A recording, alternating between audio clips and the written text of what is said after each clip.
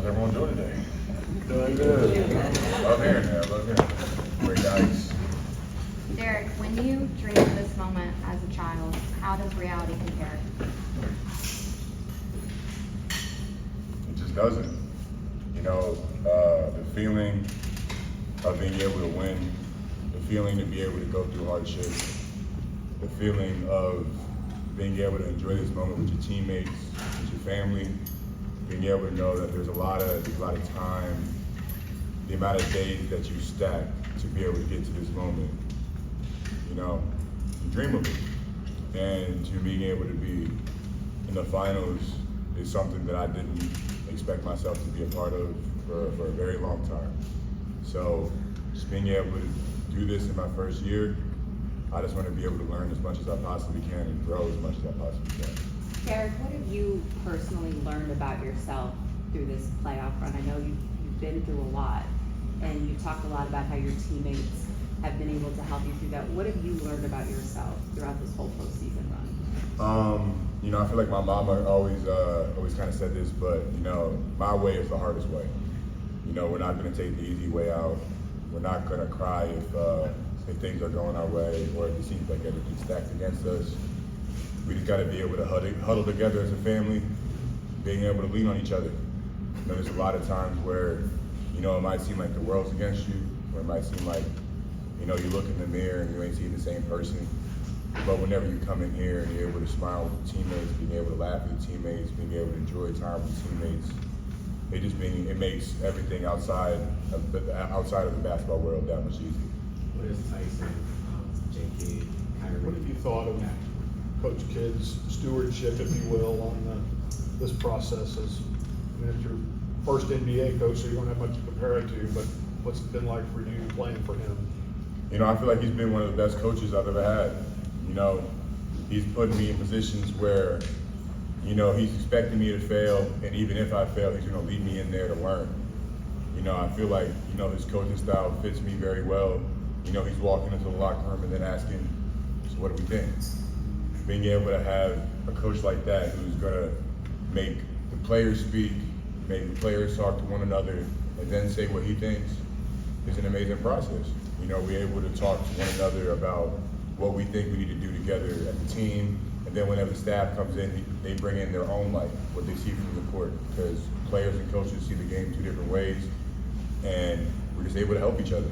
You know, I feel like Coach Kidd is definitely, you know, there's been a lot of criticism on him, and I don't understand why. You know, I feel like he's an amazing coach and an amazing person. What are some of the ways that Tyson Chandler has helped you become the player you are today? Being able to be mentally tough. You know, being able to know that, you know, I look at him and I see myself plus 20, 25 years. And seeing someone who has been in my position, who has been in this seat, who has played in the championship, who has gotten the championship, being able to guide me, it makes me that much more confident in who I am. Knowing that he has my back, he's confident in me, makes me want to go out on the court and just play with that much more aggression. What does this Boston team pose differently as a threat compared to that of the Clippers, Thunder, and Timberwolves? You know, I feel like they're an amazing team. You know, they've been on top 3 teams in the league the entire year. You know, they can shoot the shit out of the ball. You know, 1 through 5, they're an amazing team. They can space the floor. They can get to the rim. They have a lot of weapons that they can use on the floor. So we're just going to be able to try to be able to understand when they're going to use their weapons and when we can try to use their weapon against them. I'm sure you're familiar with the history of Kristaps here. What do you think about the matchup with him and Al Horford as well? It's basketball, man. You know, the media's going to try to turn it into, you know, they're going to look at Kristaps, they're going to look at Kai, they're going to try to turn it into something. But we're going to go out there and just play. You know, there's a lot of things, a lot of tensions that's going on the floor, a lot of tensions that's going on in the locker room. But it doesn't matter to us. We're focused on going out there and getting 4 wins in a row. Not 4 wins in a row, but 4 wins, stack them, and being able to know that there's going to be a lot of ups and downs. There's going to be a lot of people doing things. And we got to be able to stick together and positive talk and be able to have each other's back. I think most of us have seen the photo, the team photo on the plane. What was that plane ride back like? Maybe some highlights or discussions? It It was an interesting plane ride back. You know, it was very high spirits in the plane, but you know, we were traveling in the thunderstorm. You know, we're able to just lean on each other. We're able to have fun, even in the moments where we're kind of like, we gonna make it back. But you know, it was a great time. You know, everybody was leaning on each other. Everyone was talking to each other. You know, people in the front of the plane and people talking to people in the back of the plane. So it was just everybody from the flight stewardess to the pilot. Everybody was happy, and we even had fans that were waiting out in the rain at 2, 3 in the morning. Being able to have people like that back you up just makes you want to go out there even harder. Did you envision yourself having this kind of impact in your rookie year based on what you've done, and what was the vision that this staff had for you going into this season? I don't think any of us expected this. I didn't expect this. My mom didn't expect this. Tyson didn't expect this. Jason Kidd didn't expect this. And they expected me to come to the Dallas Mavericks and learn. And I feel like that's what I did. You know, I don't think they expected me to learn this much this quick. And I think I've been able to be very fortunate for them to put me in position to learn. You know, there's been a lot of times where I was unsure of play calls, unsure of positions, unsure of different things. But I've been able to lean on my team. You know, they back me up. They understand that I'm rookie. They understand that I haven't been in this situation before. But you know, I'm a fake it till I make it. You're perfect for the field in the Western Conference Finals. What do you attribute that to? What does that say about your potential in those times? You know, I attribute that to I have an angel on my shoulder. You know, I feel like she helped me out there making my dunks, making my little hooks, some free throws, and just being able to just be a voice on the court. You know, I feel like I can definitely attribute that 16 to 16 to my mother. I know Marquise doesn't play a lot, but talk about the leadership he has provided. Man, I feel like, you know, every time you look in the court, you see Jason Kidd standing up and Keith's back talking to everybody on the floor, even the other team. It doesn't matter what's going on the floor. Keith's thinking about the next play, the right play, or the right lineup. And there's a lot of times where we can look at each other and we know if someone's having an off game. We know if someone ain't making some shots, we're gonna have to pick them up. And the first person to pick him up is Keith. You know, he's first person off the floor, first person to dab you up after making a good play, but he's the first person to pick you up and make a bad play.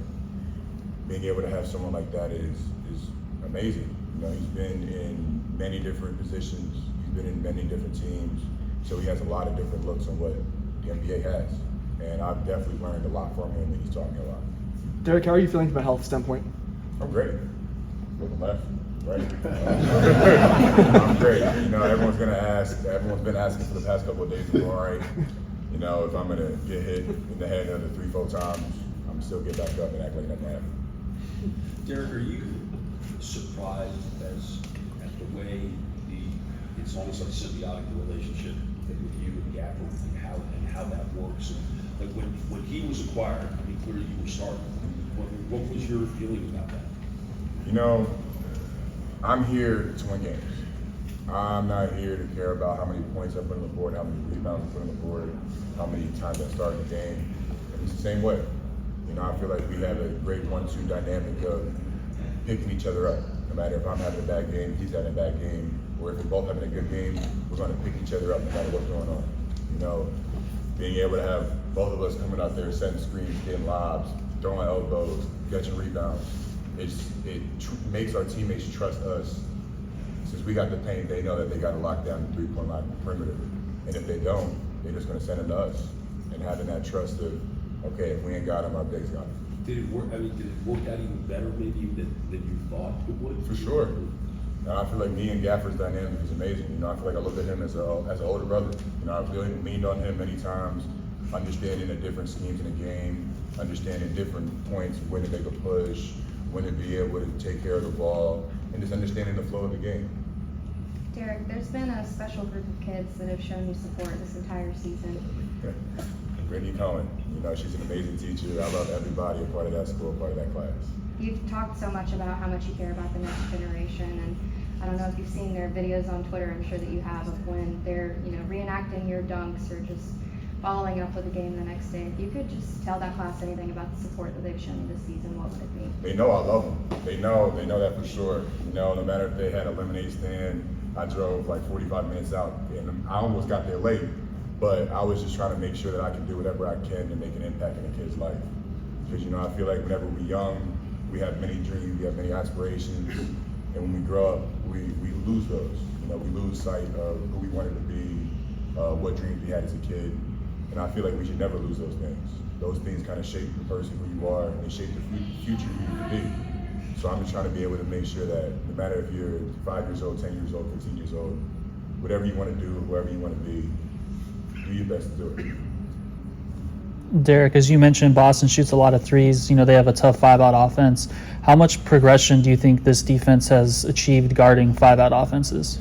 It's come down to a lot of talk and trust, communication, and just trusting the next man behind you. You know, there's going to be a lot of rotations, a lot of scrambling going on, but I feel like we're going to be able to talk to each other. And even if we mess up, we're going to move on to the next play and learn. Because if we don't learn, then we shouldn't be here. The trade deadline has been pointed to as a turning point for the season. You know, with the talent in place, the pieces that came here, and then the investment on defense. But how does chemistry, how is that a key to the success that this team has going to the finals? It has a lot. Understanding people's tempos, understanding what they like to do, what makes them uncomfortable, but being able to uplift your teammates because you know what spots to put them in, or you understand what rhythm they like to get into. It took me a little while to understand Kyrie and Lucas, but whenever PJ and Gaff here, it was like they just picked up the things that we were trying to do. They hopped right into the schemes we were running, and they fit like a perfect puzzle piece. So just being able to have that on the floor, off the floor, we're close in that family. You know, we always try to lean on one another, we always try to see one another, and try to enjoy time with one another. And that's going to make us on the floor tighter and more of a team. And what have you learned about yourself during this postseason? Tough as nails, man.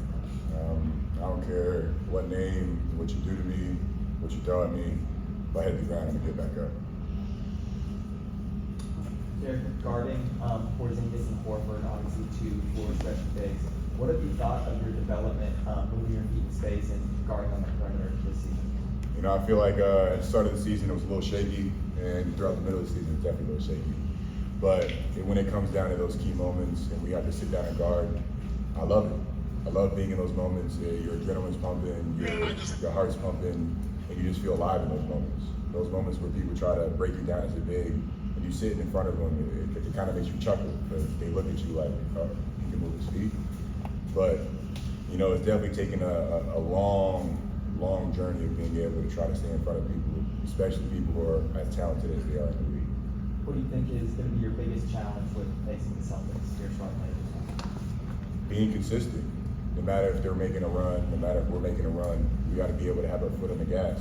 No matter what's going on the floor, no matter what's going on and what they say in the stands, we got to be able to be poised, be focused, and execute. How much do you guys relish the underdog role? Because you were not favored in the 3 previous series. You're not favored this series. You know, I feel like we feel like there's always someone pointing down on us, and we're like, okay, cool. You know, you're gonna say that about us. Watch what we got to do next. And we've kind of just taken that to heart. You know, if people are gonna just label us as underdogs, overrated, or we can't get things done, we just kind of shrug our shoulders. You know, I feel like we've all dealt with a lot of adversity in our life. A lot of people telling us we can't. And I feel like that drives us. Whenever people tell us we can't, we want to do it a little bit more. I think a lot of people forget that when the playoffs started, you had played in 3 weeks. Yeah, actually, yeah, yep. And so your first game back, you were talking about just getting used to the playoffs and getting your win back. At what point in the playoffs did you kind of figure out, hey man, I can do this, I can embrace this? That's hard. I feel like there's different waves. You know, it's an up and down type of mentality. You know, there's a lot of things that's going to go on. You might have some games where you're perfect from the floor, and you might have games where you're overfull. But it really comes down to whenever you're making a defensive possession and you get a defensive stop, and you're pushing on the offensive end, and you see everybody on your team take off at the same time. When you're in that same light together, at that point, it doesn't matter what is going on the court. It doesn't matter what you're doing. It doesn't matter how you're doing it all. When you're going out there and you feel your teammates giving it their all, you just want to give it your all. So I feel like it was around like the Clippers series when we were in LA, and I think we got that first win. Whenever I felt my team riding behind me every step, without a hitch. That's how I knew he was something special. You had a chance to watch Luka before he became his teammate. And one thing we constantly hear too is that he's not a great athlete. I know you play with him. What do you say to this idea that he's not a great athlete? He can hoop. He can hoop. He might not be able to windmill, but you know, he's one of the best players in the world. And being able to say that about somebody is crazy. Knowing people are going to game plan for him, people are going to double him, and he's still going to pick you apart. Being able to have someone on the team like that is amazing, and there's nothing you can compare that to. Last question, I guess. There's a video of you circulating from All-Star Weekend interviewing Jason Tatum. You know, he's given you advice on just your rookie season, and now you're facing him in the Celtics semifinals. Just what is that moment like for you, especially, you know, the Duke connection there? Full circle. You know, I feel like I've seen him whenever I was back in college, seen him before college, and now going up against him he's an amazing player. They're an amazing team. It gives me, I don't even know what the words to say. It gives me like pins and needles because I'm excited. Being able to go up against such a great team and being able to try to, I know I'm going to fail, but being able to adapt to the things that I'm failing is something I'm looking forward to. Something I'm looking forward to is just going out there, making a mistake, learning, and correcting that mistake in front of people. And lastly, you just mentioned failure a lot as like a positive thing. So what's your definition of success for your game? Definition of success. Not being the same person you were yesterday. Being able to learn, it might just be one little thing, just being able to change one thing in your life. I feel like that's the slow progression that everybody needs. Take us through the lob dunks and why are they so successful? You guys got almost as many lob dunks as all the other playoff teams combined. It's just connection and chemistry. Just trusting he's going to throw the ball at the right time, in the right area, and having the trust to know that I'm going to jump and go get it, or Gaff is going to jump and go get it. You know, there's been times in practice where we mess up or the timing might be wrong, but we're going to do it again and again and again until we get it right. You know, I feel like that's what we've done throughout this entire season, no matter if that's on the defensive end or the offensive end. We're going to rep it out as many times until we get it correct, until we